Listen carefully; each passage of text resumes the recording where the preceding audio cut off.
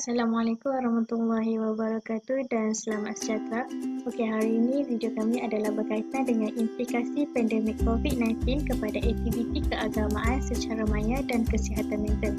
Jadi, saya Umi Farzana binti Fazil dan rakan saya Mardiah Zawana binti Muhammad Zaidi. Okey, untuk pengenalan, baiklah, pandemik COVID-19 mula menular pada tahun 2019 di negara China iaitu Wuhan dan penularan virus ini melibatkan seluruh dunia termasuklah Malaysia. Perubahan aktiviti keagamaan dapat dilihat dalam tempoh Perintah Kawalan Pergerakan PKP yang dijalankan di Malaysia. Kebanyakan aktiviti yang dijalankan secara berjemaah dan beramai-ramai tidak dibenarkan oleh pihak kerajaan. Okey, jadi itu terdapat juga tempat-tempat ibadah yang ditutup dan aktiviti-aktiviti keagamaan yang dirancang perlu ditangguhkan atau diberhentikan. Okey, seterusnya ialah kesihatan mental. Tahap kesihatan mental masyarakat dan barisan hadapan semakin buruk sepanjang pandemik COVID-19 ini. Peningkatan kes setiap hari memberi tekanan kepada barisan hadapan disebabkan oleh keletihan mereka untuk merawat pesakit yang terkena wabak coronavirus ini. Masyarakat semakin bimbang kerana PKP yang dilaksanakan dan masyarakat tidak mempunyai kebebasan keluar daripada rumah. Baiklah, seterusnya ialah penyertaan masalah. Peningkatan bilangan kes penularan wabak COVID-19 telah beri kesan terhadap agama, tambahan lagi dari segi aktiviti keagamaan. Yang kedua ialah pandemik COVID-19 juga akan memberi kesan kepada masalah kesihatan mental masyarakat, dan yang ketiga ialah keberkesanan untuk mengurangkan kesan masalah mental yang dihadapi oleh masyarakat sepanjang COVID-19 ini kurang berkesan. Untuk objektif kajian pula, yang pertama ialah mengenal pasti implikasi pandemik COVID-19 terhadap aktiviti keagamaan secara maya kepada masyarakat dan golongan ahli agama. Yang kedua, mengkaji implikasi pandemik COVID-19 kepada kesihatan mental masyarakat. Dan yang terakhir ialah menentukan langkah yang diambil untuk mengurangkan implikasi kesihatan mental masyarakat terhadap aktiviti keagamaan secara maya. Okey, seterusnya ialah suratan kajian. Okey, di sini terdapat beberapa suratan kajian yang telah kami pilihlah. Jadi, yang pertama ialah World Health Organization 2020 mendapati bahawa golongan beragama merupakan kumpulan yang sama telah memberi sumbangan dalam panduan untuk mengelakkan penyebaran virus COVID-19. Yang kedua daripada Luciti G 2020 juga, terdapat kepercayaan agama dan kerohanian yang tinggi semasa pandemik dan penggunaan ini dikaitkan dengan hasil kesihatan mental yang lebih baik. Tahap kebimbangan yang lebih rendah dikaitkan dengan aktiviti keagamaan yang rendah. Dan yang ketiga ialah corak aktiviti pemujaan yang dilakukan oleh umat Islam semasa pandemik COVID-19 telah berubah. Pada asalnya masjid cenderung kosong dan tutup dan tahap yang lebih lama.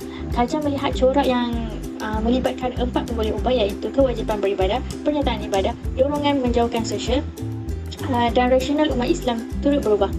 Hal ini dapat dilihat bahawa kewujudan pandemik COVID-19 bukan sahaja memberi perubahan terhadap negara, malah dalam agama turut berubah. Seterusnya sorotan kajian iaitu Simon Dean, Kate Lowentzel, Christopher Alan Lewis and Kenneth 2020. Di sini dapatan kajian mereka adalah faktor iaitu pertama, tindak balas doktrin agama. Kedua, dari segi agama, tingkah laku yang berkaitan. Ketiga, sikap dan tingkah laku yang prejudis terhadap kumpulan agama. Keempat, ketegangan dan konflik mengenai masalah agama. Seterusnya adalah Harold G. Conning 2020 di mana beliau mengulas mengenai peranan yang dianuti dan diamalkan oleh agama boleh bermain dalam membantu individu agar bebas daripada jangkitan oleh coronavirus dan di mana dapat membantu mengurangkan kesan jangkitan sekiranya itu berlaku. Pengarang juga menyediakan 6 cadangan untuk membantu individu mengekalkan rohani, mental dan fizikal ketahanan semasa wabak COVID-19 yang cemas ini. 6 cadangan tersebut adalah mendalami iman, gunakan teknologi, peduli jiran dalam kaedah praktikal, jangan lalai, perhatikan kesihatan fizikal dan penglibatan agama dan fungsi imun. Seterusnya kita pergi kepada kaedah kajian. Kaedah kajian ini kami menggunakan pendekatan kajian kualitatif. Reka bentuk kajian adalah fenomenologi di mana untuk mengetahui pengalaman dan persepsi masyarakat mengenai implikasi aktiviti keagamaan secara maya dan kesihatan mental masyarakat. Untuk metod kajian, dalam kajian ini kami temu bual secara semi berstruktur dan temu bual tidak berstruktur, di mana di sini kami menyediakan beberapa persoalan secara yang dirancang dan ada yang tidak dirancang. Seterusnya temu bual ini dijalankan di atas talian melalui Google Meet dan WhatsApp.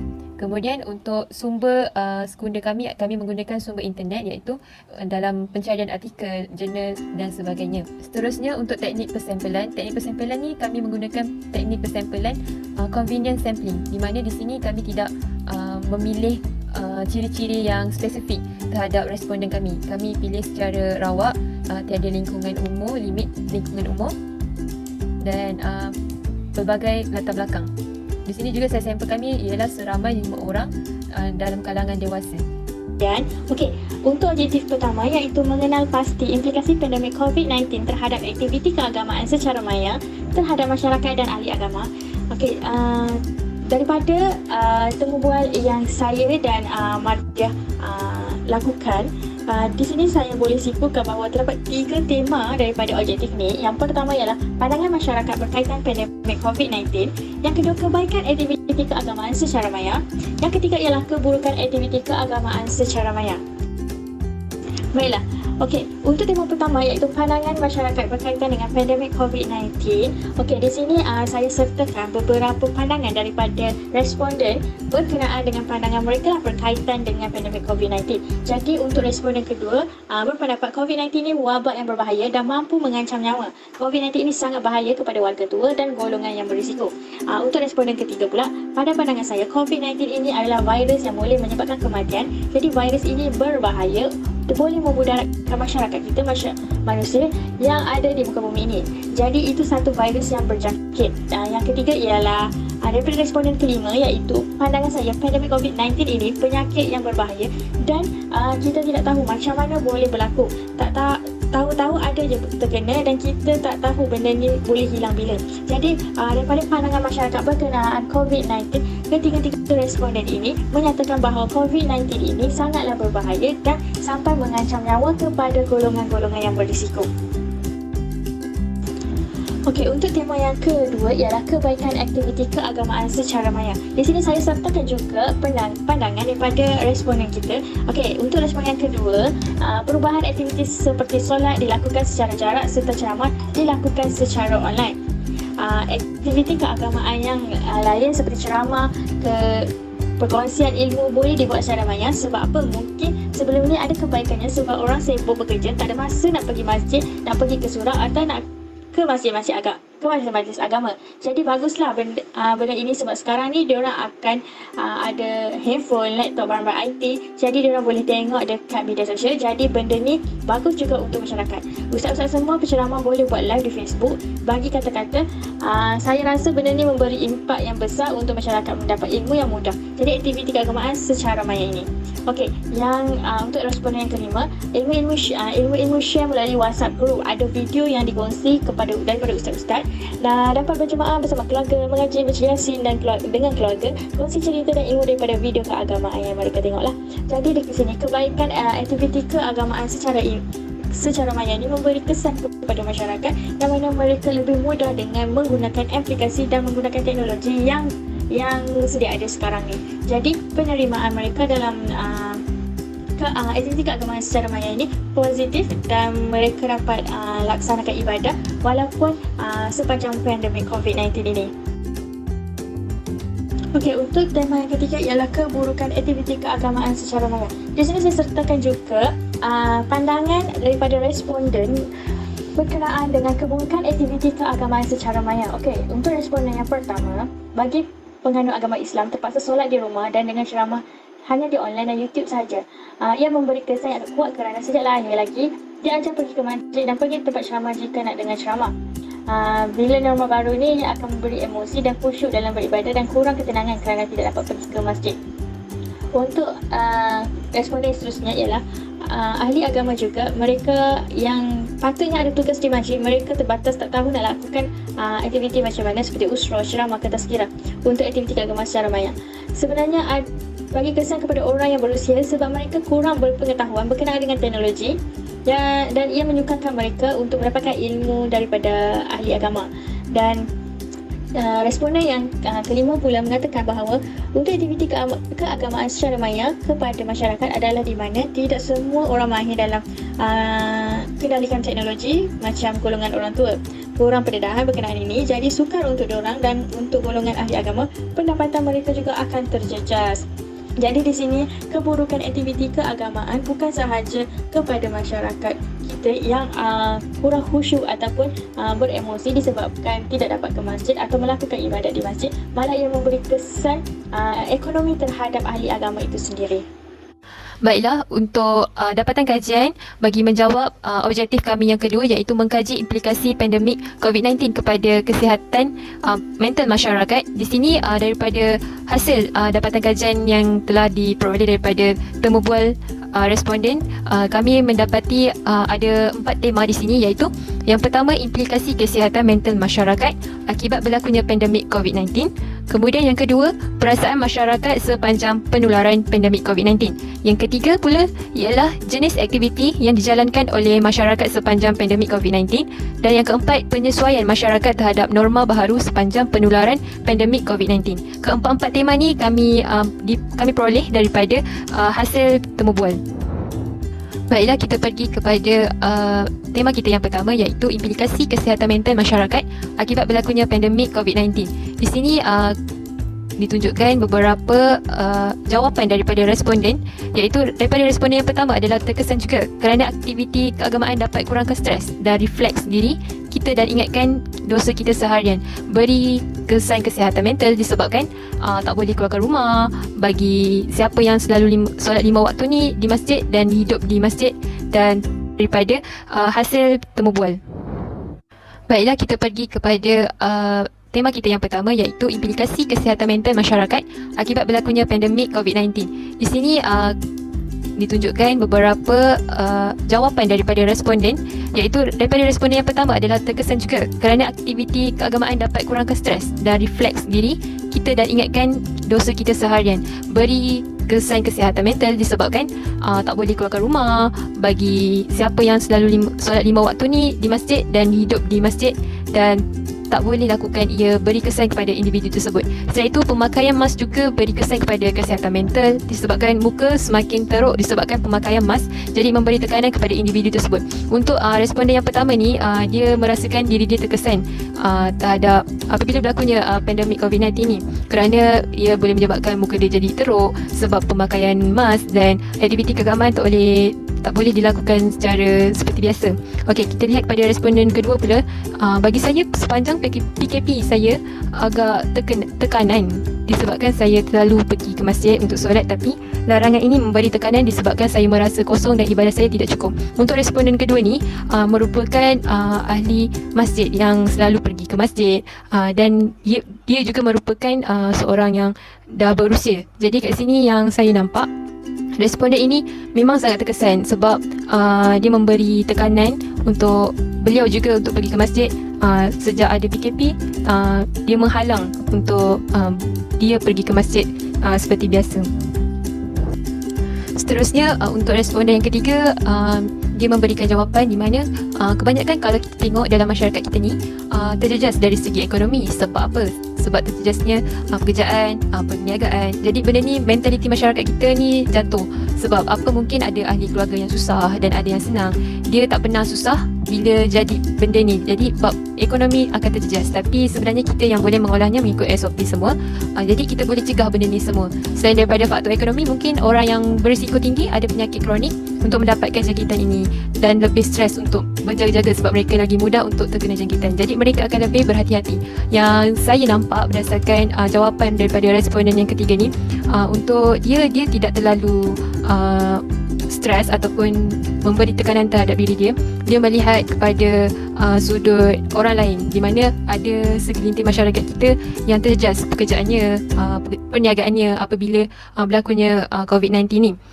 Selain tu, dia melihat di mana orang yang berisiko tinggi ataupun mempunyai penyakit kronik ni akan lebih terkesan dari segi kesihatan mental dia, kerana orang yang mempunyai penyakit kronik ni akan lebih berjaga-jaga untuk diri dia supaya dia tidak mudah terkena jangkitan. Okey, untuk yang responden keempat pula, kat sini dia memberi jawapan setengah individu dia rasa benda ni akan berikan satu kesan negatif sebab ada orang jenis yang bekerja di luar. Tapi bila berlaku macam ni, dia akan duduk rumah. Dia akan rasa tak boleh menyesuaikan diri dalam keadaan rumah. Kiranya nak buat kerja tak boleh sebab nak jaga anak. Dan pada masa yang sama, banyak kerja. Jadi emosi akan terganggu. Kita akan cepat penat. Kita akan susah untuk rasa nak cukup. Rehat tu kurang. Jadi cepat marah boleh menyebabkan pergaduhan. Okey, di sini untuk responden yang keempat ni, dia merupakan seorang guru di mana sebelum ni dia hanya bekerja sebagai guru. Jadi bila PKP berlaku, di sini dia terpaksa bekerja dari rumah.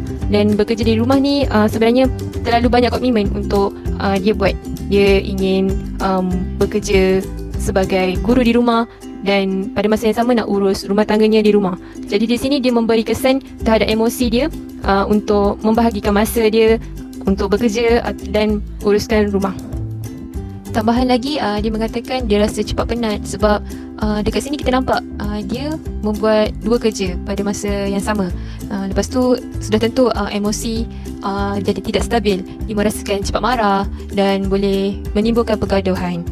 Okey, untuk tema yang kedua iaitu perasaan masyarakat sepanjang penularan pandemik COVID-19 ni, di mana responden yang pertama memberikan jawapan, ketika PKP tidak gembira.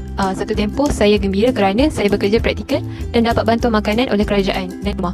Tak gembira apabila PKP berlanjutan sehingga hujung tahun 2020 dan beri kelainan kepada kita. Ekonomi jatuh, belajar dari rumah juga beri kesan kepada pelajar yang ada masalah internet. Okey, di sini kita dapat lihat responden yang pertama ni merupakan seorang pelajar, di mana pada permulaannya dia merasakan tidak gembira bila berlakunya PKP.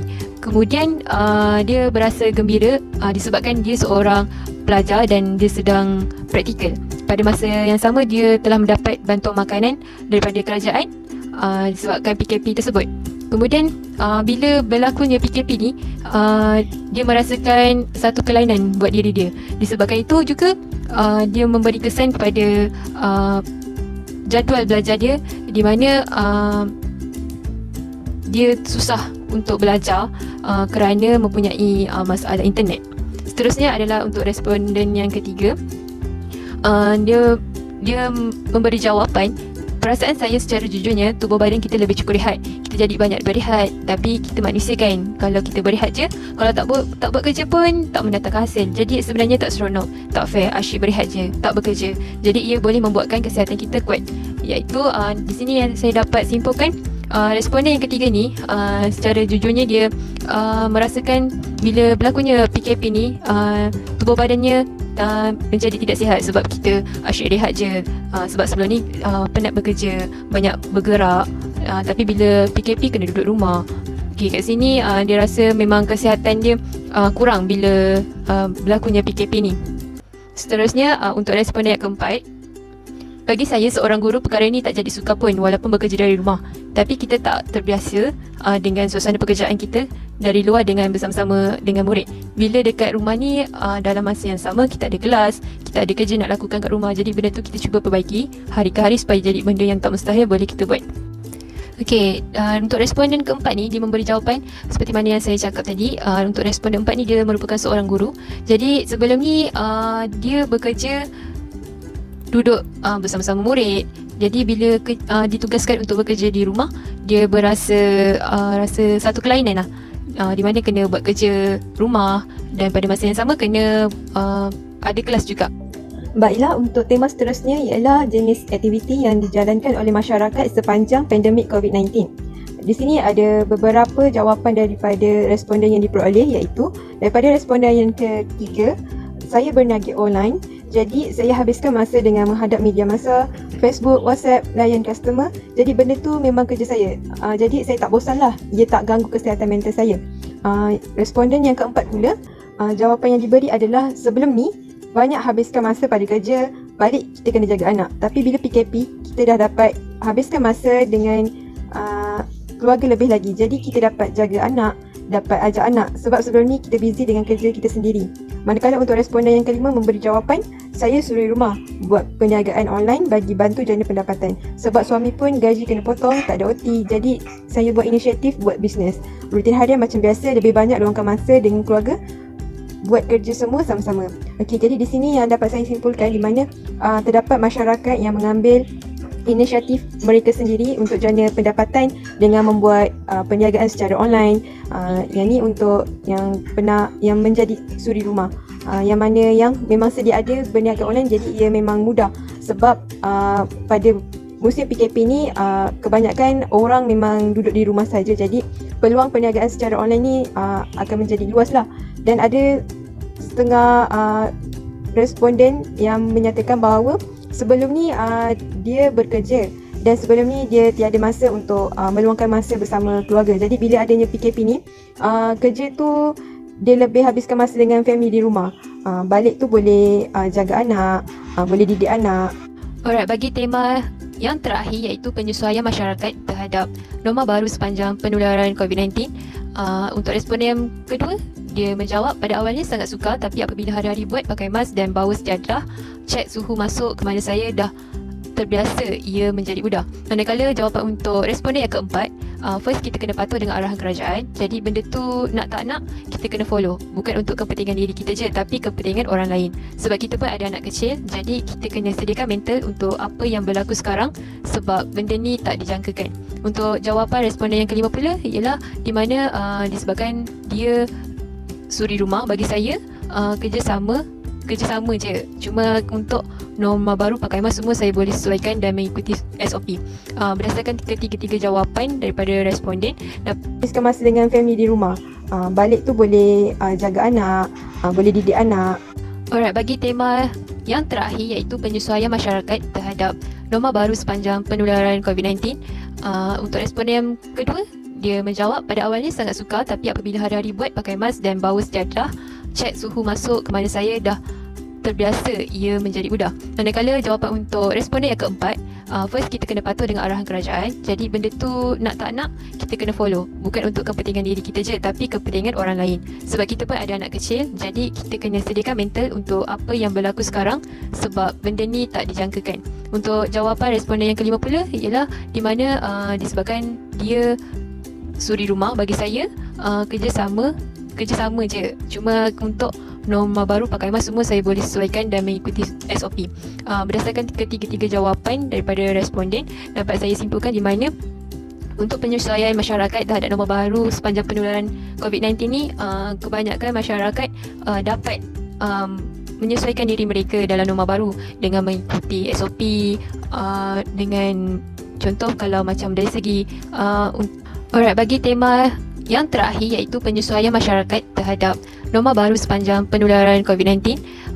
Untuk responden yang kedua, dia menjawab pada awalnya sangat sukar, tapi apabila hari-hari buat pakai mask dan bawa sejadah, cek suhu masuk ke mana saya, dah terbiasa ia menjadi mudah. Manakala jawapan untuk responden yang keempat, first kita kena patuh dengan arahan kerajaan. Jadi benda tu nak tak nak kita kena follow. Bukan untuk kepentingan diri kita je, tapi kepentingan orang lain. Sebab kita pun ada anak kecil, jadi kita kena sediakan mental untuk apa yang berlaku sekarang, sebab benda ni tak dijangkakan. Untuk jawapan responden yang ke-50 ialah di mana disebabkan dia suri rumah, bagi saya kerjasama je. Cuma untuk norma baru pakai mask semua saya boleh sesuaikan dan mengikuti SOP.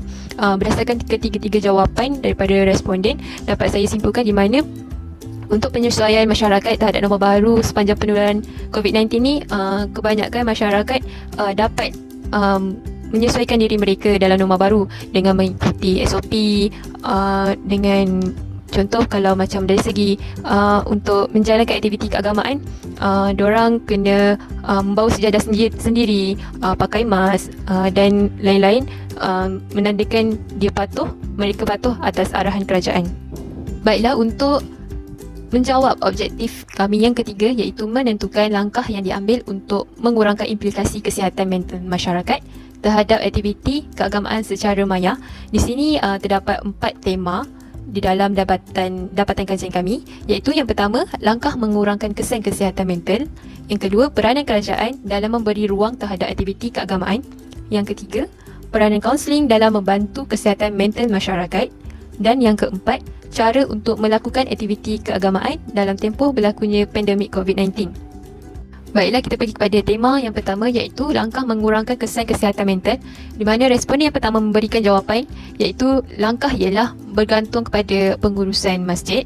Waktu ceramah mungkin kurang diikuti kerana masjid kurang iklan dan hebahan berkaitan ceramah dan masyarakat kurang tahu. Kedua, peralatan yang baik untuk kualiti audio dan video. Banyak cari jalan untuk jemaah di rumah. Untuk responden yang pertama ni, dia memberikan langkah di mana pihak pengurusan masjid boleh menyediakan kualiti audio dan video kepada masyarakat untuk masyarakat mendapat dengar ceramah serta aktiviti keagamaan yang lain dengan baik. Seterusnya ialah untuk responden yang kedua, memberi jawapan, memberi peluang kepada rakyat untuk melakukan aktiviti seperti dahulu dengan SOP, patuhi SOP yang ditetapkan. Selain itu, mempercepatkan pencarian vaksin untuk penyembuhan. Okey, yang ni untuk responden yang kedua, dia memberi cadangan kepada pihak kerajaan di mana boleh lakukan aktiviti keagamaan dengan mematuhi SOP. Seterusnya ialah responden yang keempat. Responden yang keempat ni jawapannya ialah salah satunya ialah belia muda. Dialah yang membantu untuk orang yang tak boleh nak pergi ni. Kita yang kena fahamkan tak boleh nak keluar beribadah. Aktiviti keagamaan ini boleh didapatkan secara maya. Nak bertanya pun boleh bertanya secara online. Nak mengaji pun kalau dalam TV boleh belajar mengaji juga, sebab benda ni ikut era sekarang dengan berteknologi. Okey, untuk pendapat responden yang keempat ni mengenai langkah mengurangkan kesan kesihatan mental, di mana dia mencadangkan kepada masyarakat supaya untuk mengurangkan kesan kesihatan mental ni, dia lebih bertumpukan kepada orang tua-tua yang mana dia tidak tahu mengenai teknologi. Jadi kita sebagai belia muda hendaklah menunjukkan bagaimana cara untuk beraktiviti keagamaan dapat diteruskan secara teknologi. Tambah lagi dekat TV sekarang pun dah ada aktiviti keagamaan, macam ada channel ataupun siaran yang boleh kita belajar untuk mengaji. Okey, bagi tema yang kedua dalam menjawab objektif yang terakhir ni ialah peranan kerajaan dalam memberi ruang terhadap aktiviti keagamaan, di mana responden telah memberikan jawapan iaitu mengenai peranan kerajaan, di mana kerajaan boleh longgarkan aktiviti keagamaan ini supaya dilakukan, tetapi mengikuti SOP yang telah ditetapkan bagi mengelakkan berlakunya jangkitan wabak COVID-19 ni. Seterusnya, responden juga memberikan cadangan di mana kerajaan perlu tingkatkan peruntukan di masjid, menambah baik infrastruktur dan saiz masjid disebabkan oleh penjarakan masjid. Kemudian peka dengan aktiviti masyarakat, kempen kesedaran kepada masyarakat, lebih kepada orang tua disebabkan mereka kurang tahu mengenai norma baru, dan banyak berinteraksi dengan pihak masjid untuk memberi bantuan kepada masjid. Seterusnya ada juga yang memberikan cadangan di mana kerajaan boleh buat secara berperingkat aktiviti keagamaan ini, di mana contoh melimitkan beberapa orang sahaja yang boleh masuk secara bergila-gila, atau membuat jadual dan menyusun jadual mengikut masa-masa tertentu untuk melakukan aktiviti keagamaan. Okey, di sini juga kami telah menanyakan soalan mengenai peranan kaunseling dalam membantu kesihatan mental masyarakat. Di sini responden telah memberikan jawapan di mana pihak kaunseling ni memang dapat membantu masyarakat dalam mengurangkan masalah kesihatan mental, di mana seperti mana kita tahu pihak kaunseling ni adalah tempat untuk kita meluahkan perasaan kita, apa yang terbuku di dalam hati kita, untuk kita mengurangkan tekanan dalam diri kita, di mana pihak kaunseling ni pun dapat memberi semangat, kata-kata semangat kepada seseorang. Seterusnya, responden juga telah memberi jawapan di mana pihak kaunseling ni boleh mainkan peranannya melalui televisyen dan tunjukkan apa aktiviti yang boleh dilakukan di rumah. Contoh macam buat senaman supaya dapat mengurangkan tekanan semasa berlakunya PKP. Seterusnya juga ada responden yang memberi jawapan di mana peranan kaunseling ni juga adalah untuk dengan membuat sesi kaunseling secara percuma di atas talian kepada masyarakat ataupun boleh melalui panggilan telefon. Untuk tema cara melakukan aktiviti keagamaan dalam tempoh berlakunya pandemik COVID-19, responden telah memberikan jawapan di mana mereka boleh membawa sejadah yang besar, kemudian boleh menjalankan aktiviti keagamaan selagi ia mengikuti SOP yang ditetapkan. Seterusnya ada juga responden yang tidak mempunyai sebarang cadangan di mana dia melihat tugas ustaz-ustaz ataupun para ilmuwan sekarang ni pun telah menjalankan cara yang terbaik untuk menjalankan aktiviti keagamaan seperti mereka menjalankan aktiviti keagamaan di alam maya. Baiklah, untuk kesimpulan di sini kami dapat menyimpulkan di mana sebenarnya ketika situasi COVID-19 ni yang boleh dikatakan sebagai mendatangkan kemudaratan kepada diri dan orang sekeliling. Jadi setiap orang perlu memainkan peranan masing-masing dalam menjaga SOP seperti mana yang telah ditetapkan oleh kerajaan. Jadi kita sebagai masyarakat tidak boleh menunding jari kepada pihak kerajaan saja untuk melakukan tugas bagi mengelakkan penularan COVID-19 ini daripada berlaku. Jadi segala aktiviti keagamaan tu perlu digunakan secara inisiatif yang lain supaya tempat-tempat ibadat ini tidak dijadikan sebagai fitnah kepada jangkitan COVID-19. Untuk bagi kesihatan mental masyarakat pula, setiap orang perlu tenang dan lalui segala keadaan dengan baik dan tidak terlalu memikirkan masalah kerana setiap masalah itu sudah pasti ada jalan penyelesaiannya. Sekian saja daripada kumpulan kami. Sekian, terima kasih.